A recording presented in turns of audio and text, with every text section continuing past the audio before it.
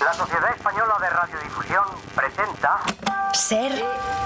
¡Viva la radio! Podcast. Siempre. Las 7 de Hoy por Hoy. Ser Podcast. Hola, muy buenos días. Prácticamente toda la comunidad internacional clama contra la expansión de la guerra de Israel en Gaza hacia su frontera norte, hacia el Líbano. The catastrophe continues. The escalation is extremely dangerous and worrying. I can say that we are almost in a full-fledged war. El jefe de la diplomacia europea, Josep Borrell, ha dicho esta madrugada que el peor escenario se está materializando, que hay que evitar una guerra completa y que el Consejo de Seguridad tiene que tomar decisiones. Incluso Estados Unidos, principal aliado de Israel, ha manifestado esta noche dudas sobre la estrategia de Netanyahu. Fuentes del Departamento de Estado han dicho que no recuerdan ningún caso en el que la escalada de la violencia haya llevado a la desescalada de un conflicto. Isabel Fernández Pedrote, buenos días. Hola Ángeles, buenos días. El G7 ha emitido también un comunicado esta madrugada en el que ha dicho que nadie saldrá beneficiado de esta escalada de la tensión y han pedido contención. El ministro de Exteriores, José Manuel Álvarez, ha dicho en televisión española que esta guerra hay que pararla. La extensión de la guerra, como le decía, al Líbano daría una dimensión completamente nueva al conflicto. Estamos hablando de un Estado soberano que está siendo en estos momentos bombardeado por otro Estado. El día de ayer el Líbano fue el más letal desde hace 34 años. Al menos 492 personas murieron, 35 eran menores y hay unos 1.600 heridos. Israel emitió órdenes de evacuación sobre zonas que ni 2 horas después ya había bombardeado. Sus ataques han dejado una imagen muy similar a las de la Franja de Gaza hace meses, la de miles de familias huyendo con lo opuesto de las bombas. Israel asegura que la guerra es solo contra Hezbollah. La milicia ha respondido esta noche con una serie de ataques en enclaves militares israelíes en los que hasta el momento no hay víctimas. Bayo. No hay constancia de víctimas, aunque la alerta sigue siendo máxima en el norte de Israel, donde las defensas antiaéreas han repelido parte de la veintena de proyectiles lanzados por Hezbollah contra varias instalaciones militares israelíes, algunas de ellas cerca de Nazaret, a más de 60 kilómetros de la frontera con el Líbano. Esto mientras la población de las aldeas del sur del Líbano huía ayer rumbo al norte, principalmente a Beirut y a las zonas norteñas lindando con Siria, de los bombardeos israelíes que, según el primer ministro hebreo, Benjamin Netanyahu, van dirigidos contra los milicianos de Hezbollah, no contra la población civil. Un patrón similar al empleado en la Franja de Gaza por el gobierno israelí, que anoche aprobó la declaración de un estado de emergencia especial en el país que permitirá imponer diversas restricciones al público, un estado de emergencia que aún no ha entrado en vigor y que en caso de hacerlo estaría vigente durante al menos una semana. España tiene tropas desplegadas en el Líbano, 650 cascos azules que por el momento han suspendido las patrullas y han reducido al mínimo su actividad. La ministra de Defensa asegura que a pesar de lo grave de la situación tienen la moral muy alta. Javier Bañuelos. Son testigos del fuego cruzado. Los proyectiles sobrevuelan muy cerca, algunos incluso han llegado a impactar en los alrededores del cuartel general de UNIFIL en Naqoura. Desde allí, desde el corazón de la misión de paz de la ONU en el Líbano, la preocupación es máxima. Son conscientes de que el riesgo cero no existe, como reconoce el jefe del contingente español en el sector este. Con él habla casi a diario la ministra de Defensa. La situación en Líbano es absolutamente preocupante, es dramática. Obviamente, en la situación en la que hay, pues nadie está a salvo. Están tomando todas las medidas de seguridad. Los 650 cascos azules españoles de la Brigada Aragón 1, igual que los otros 10.000 miembros de UNIFIL, pasan la mayor parte del día resguardados en los búnkeres de la base Miguel de Cervantes de Marjayún. Solo tienen pequeñas ventanas de tiempo para salir, pero ya no hacen sus patrullas diarias y apenas tienen tiempo para seguir formándose en la desactivación de minas y de proyectiles, una amenaza cada vez más presente en la línea azul del Líbano. El gobierno español tiene preparado un plan de evacuación para los cerca de 1.000 españoles que viven en Líbano en caso de que la situación empeore. La escalada del conflicto ha pillado a buena parte de los líderes mundiales en Nueva York, donde se celebra esta semana de alto nivel de la Asamblea de la ONU. El presidente Pedro Sánchez ha participado ya en los primeros foros, ha presumido de la coherencia de España en la defensa del derecho internacional, tanto en Ucrania como en Gaza. Ha pedido, de hecho, más contundencia para que la dignidad se defienda por encima de todo. Tenemos que mantener nuestro compromiso con los derechos humanos y la dignidad de las personas, sin discriminación de ningún tipo. El respeto a la dignidad humana no puede ser selectivo ni condicionado por intereses políticos o estratégicos. Además, al hilo de las reformas que se debaten para hacer de la Asamblea un organismo más eficaz en la resolución de conflictos, ha propuesto que sea más paritario y que una mujer le tome el relevo a Guterres como secretario general. Con él, precisamente, se ha reunido esta madrugada. Ambos han hecho un llamamiento a la desescalada. Así empieza el martes, es 24 de septiembre. Hoy por hoy noticias. Ser Podcast. Mientras Sánchez encara los días fuertes de la Asamblea en Nueva York, en España el Gobierno trabaja contrarreloj para intentar salvar la votación del techo de gasto prevista para este jueves, una tarea que se complica cada vez más porque se le resisten los votos de los 7 diputados de Junts. Son imprescindibles para que los presupuestos del año que viene puedan echar a andar. Crec que ningú li ha de sorprendre que si presentes una cosa i la votes en contra y expliques bé els motius... Es el secretario general de Junts, Jordi Turull, que no rebaja la amenaza. Si no hay cambios en la senda de déficit, su voto tampoco cambiará. No podrán contar con ellos. Las negociaciones con los de Puigdemont no parece que vayan a desencallar, así que el Gobierno trabaja con el más probable escenario de no contar de nuevo con los apoyos suficientes. Mientras intenta equilibrios con gestos que contenten a sus socios, como la reactivación de la Comisión de la Operación Cataluña o la toma en consideración para reformar el CNI, una reivindicación del PNV que apoyarán por primera vez. Ante el posible fracaso miran al PP. La portavoz socialista es Esther Peña y el líder de la oposición, Feijóo. Si el Partido Popular vota en contra de la senda de déficit, es probable que el Gobierno pierda la votación. Eso es lo de menos. Porque lo que es seguro es que el señor Feijóo perderá cualquier oportunidad, por pequeña que fuese, de presentarse ante los españoles como un político de Estado. Es todo tan demencial que el mismo Gobierno que dice que no aprobar los presupuestos no es ningún drama, amenaza a los presidentes autonómicos con pérdidas multimillonarias si no se aprueban.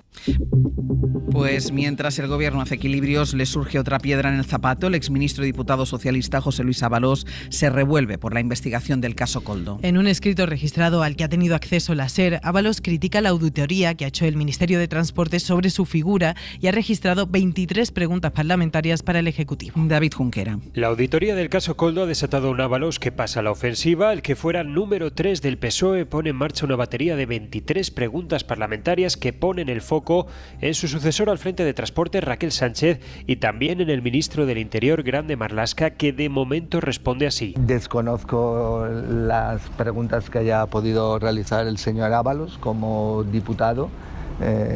Todas las preguntas serán contestadas oportunamente y solo puedo confirmar o ratificar la plena legalidad de la actuación de cualquier funcionario del Ministerio del Interior. Entre otras cuestiones, Ábalos pide saber cuántas mascarillas de ese depósito han salido con destino a otros organismos de otros ministerios y en concreto cuántas se llevaron al Ministerio del Interior y a qué organismos de dicho ministerio. Ábalos cuestiona que en 4 años nadie haya señalado las supuestas deficiencias que ahora se subrayan en la investigación ordenada por Óscar Puente. El Ministerio de Trabajo vuelve a reunirse con la patronal y los sindicatos para seguir negociando la reducción de la jornada laboral a 37 horas y media. Unas conversaciones que se están complicando, primero por los encontronazos entre la patronal y el Ministerio y después por las movilizaciones de los sindicatos que van a anunciar esta misma mañana. Estefanía Salvatierra. El tiempo se agota para sacar adelante la reducción de la jornada laboral y la temperatura que rodea esta negociación se eleva.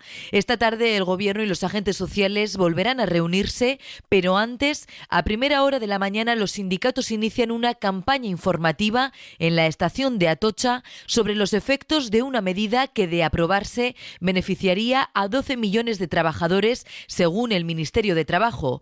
Desde el Gobierno dicen estar dispuestos a sudar la camiseta para que la patronal se sume al acuerdo. De ahí que su última propuesta incorpore bonificaciones a aquellas contrataciones que las empresas hagan como consecuencia de la reducción de la jornada, una propuesta que la COE no tardó en calificar de intervencionismo y desprecio a la negociación colectiva. Lo cierto es que el tiempo apremia. El 1 de enero la jornada máxima legal debería estar en las 37 horas y media semanales. Trabajo no tiene cerrado el acuerdo y la medida necesita pasar el trámite parlamentario.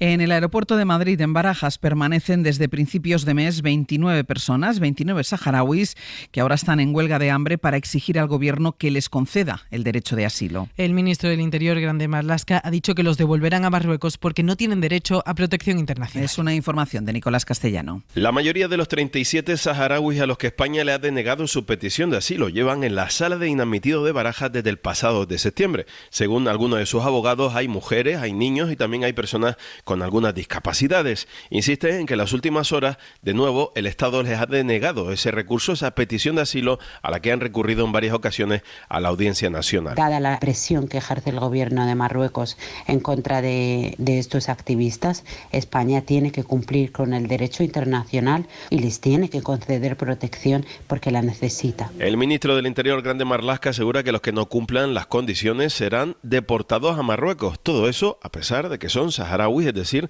de la ex colonia española, y que devolverían a un país que no es el suyo. Se deportarán, se volverán o serán devueltos todos aquellos que no se haya estimado como acreedores de protección internacional. Son numerosos los informes de organizaciones como Human Rights Watch o Amnistía Internacional que siguen denunciando violaciones de derechos humanos constantes en el territorio del Sáhara Occidental, ocupado por Marruecos desde 1975. Y además, el presupuesto del Congreso de los Diputados bajará en 2025 por primera vez en una década. La rebaja presupuestaria la aprobará hoy la mesa del Congreso y será de un 1% respecto a lo presupuestado para este año. Lo que más va a bajar será la partida de los gastos corrientes en bienes y servicios. Ahí se recortan un 10%.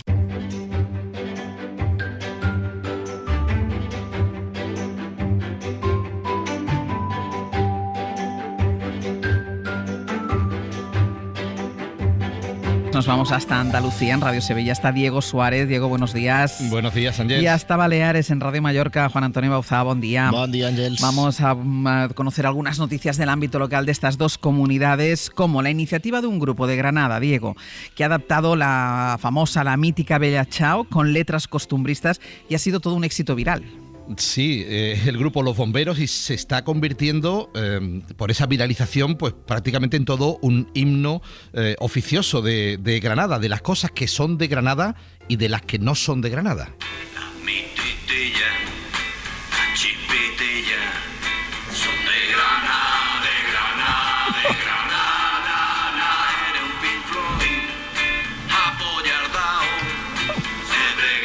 Bueno, hay que decir, Ángels, que el concepto polla en Granada es, digamos, como mi arma en Sevilla o picha en Cádiz. Por eso es apoyardao. Exactamente, el apoyardao, la mala follada, bueno, todo va evolucionando. La mijilla son, por ejemplo, las unidades, ¿no? Sí. Que son distintas. La mijilla, esto es de mayor a menor. La mijilla, la mijitilla y la chispitilla son, digamos, las tres concepciones de Granada que tienen que ver con, bueno, pues las unidades de cantidad, pero es que hay más cosas.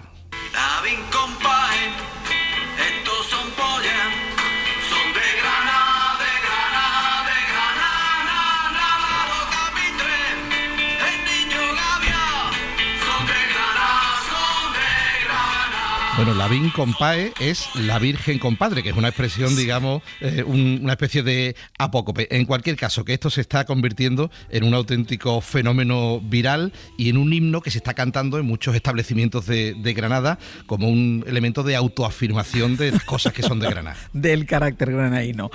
Bauzá, un Porsche con matrícula alemana ha ocupado la plaza del alcalde en el ayuntamiento y no ha pasado nada. Nada, a ver si era del alcalde. No, dicen que no, desde el ayuntamiento al menos. Además estaba ahí el hombre con tranquilidad. Según cuentan los compañeros de última hora, el conductor entraba y salía de ahí varias veces del coche y se da la casualidad que durante ese tiempo ninguno de los policías locales que hay enfrente del ayuntamiento pues estaban para, como están siempre básicamente, para decirle que un vehículo autorizado no puede estar ahí. Desde el ayuntamiento ya han dicho que el vehículo no corresponde a ningún autorizado y que se trata de un conductor que ha estacionado de forma irregular, pero de momento, que sepamos, sin consecuencias. Pruébalo tú, Bauzá, deja tú el coche. Bueno, le pasaré luego, si me deja la multa, a administración.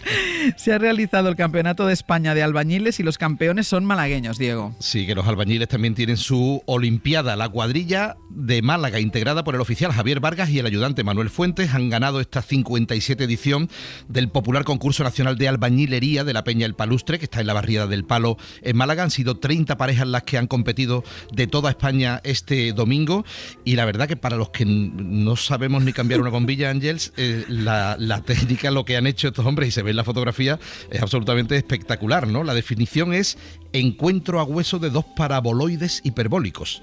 A hueso significa en el argot que las estructuras se tocan en un punto sin que haya yeso, o sea, ladrillo con ladrillo, que es lo que obliga a una precisión absoluta. Así que es un auténtico ejercicio de pericia, y de pericia, exacto. ¿no? De excelencia en la albañilería. Y hacer una peineta a un cliente no justifica un despido, es una decisión judicial esta. Sí, le decía antes a Nacho Palomo que es información de servicio, pues a alguien le puede interesar. Aquí quien esté haciendo peinetas ahora. Lo hemos leído en última hora. Hacer una peineta a un cliente no basta para justificar un despido disciplinario, es lo que dice el Tribunal Superior, que admite la demanda de un empleado que fue despedido por eso. Para el tribunal, el comportamiento del empleado merece una sanción, pero no la máxima. Señala que se trató de un gesto de carácter reactivo y espontáneo, no premeditado en un contexto de discusión y ante un evidente, dice, incumplimiento del cliente. No premeditado, te sale automático, no puedes frenarlo. Tal cual. Hasta luego, chicos. Hasta luego. Adiós. Y vamos ya con nuestra recomendación cultural para empezar el día. Hoy Dani de la Fuente nos propone una novela.